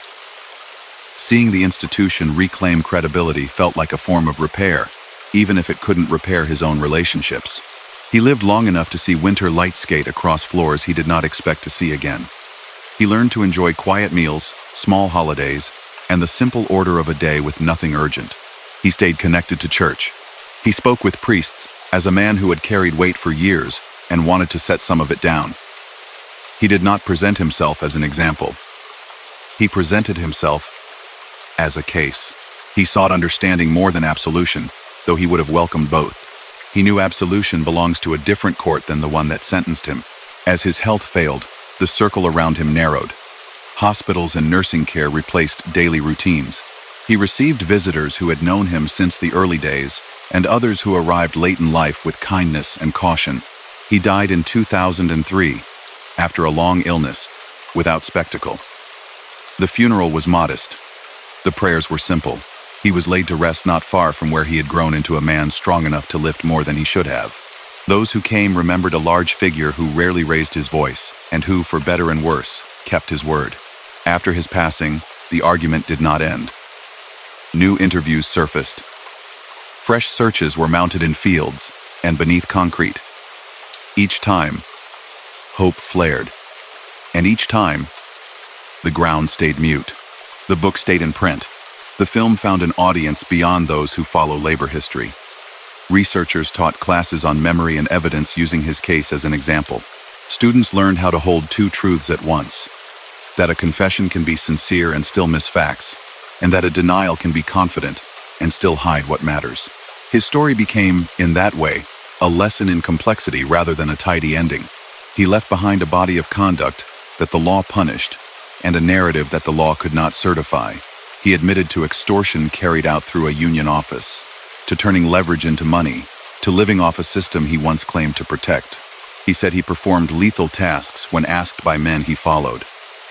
He tied himself to events that remain fixtures of American memory. He gave names and left spaces. He asked not to be celebrated, but to be seen as he understood himself. A worker drawn into roles he accepted without complaint, a friend who valued loyalty, a man who confused duty to individuals with duty to principle until it was too late to untangle them. If there is a moral to be found in his account, it lives in simple language. A union is strongest when it relies on rules, not fear. Money meant for members should never become a private slush. A promise can be virtuous or destructive depending on where it points you. Silence protects and corrodes in equal measure. Families absorb the cost of choices made far from home. Time has a way of turning even the loudest headlines into quiet questions. What did you build? Who did you hurt? What did you do when the moment arrived that asked you to choose? He never offered big answers. He offered scenes and sentences. He told you how snow looks under a yard light at 3 a.m., how a dispatcher's sigh can warn of bigger problems, how a handshake without honesty becomes a weapon. He told you about the pull of mentors and the difficulty of saying no to men who carried themselves like they understood everything.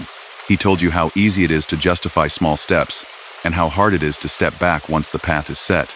He told you, in effect, that the lines we draw inside ourselves are the ones that matter most, because the world's lines can be pushed until a judge or a conscience pushes back. So the story ends the way many real stories do, with a person sitting by a window, counting what remains good and what cannot be repaired. He had been a soldier, a driver, an organizer, a fixer, a defendant, an inmate, a witness to his own life. He wanted the record to show both sides, the labor contracts that lifted families, the illegal pressure that corrupted them, the friendship that shaped him, the mystery that swallowed a chapter of national memory, the quiet attempts at late repair. He placed all of it in the open for anyone willing to weigh it. Then he let it go. The night settles the same way on every story, famous or not. He knew that. He knew, too, that even when facts remain contested, a person's choices can be understood in the plain details of how they lived. He rose early, worked hard, followed orders, crossed lines, paid the price, grew old, and tried to tell the truth as he understood it before the clock ran out. If you listen closely, that is enough to carry you to sleep. The hum of a road now quiet, the memory of men who shook hands and kept moving, the soft closing of a door when a long day is finally done. And that brings us to the end of tonight's story from the Silent Empires. Frank Sheeran here, thanking you for joining me on this quiet journey through loyalty, memory, and the weight of choices. If this story helped you unwind tonight, don't forget to like the video, subscribe, and join our family for more stories of gangsters and forgotten empires. Until next time, may the silence of the empire rest over you, and may the echoes of history carry you gently into sleep. Good night.